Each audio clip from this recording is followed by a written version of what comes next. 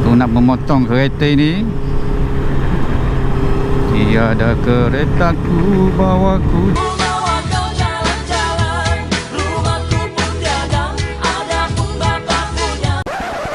Oi, macam ada motor besar di belakang aku ni.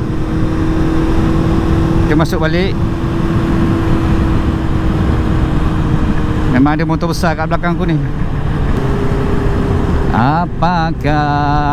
Kenapa motor belakang dia tak nak motong saya? Motonglah saya. Oh, bunyi macam motor 4 ni dapur. Apakah sebenarnya yang terjadi? Bunyi dia lagi kuat daripada motor aku lah, punya exhaust dia. Seram ni. Hingga kau bersikap demikian,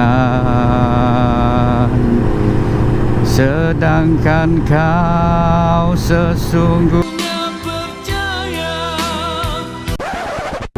kasihku tak berbelah bagi. Oh, sedap ni.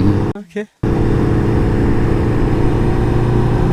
Aduhai, tak sanggup. Kebunyi exhaust aku je ni. Huh?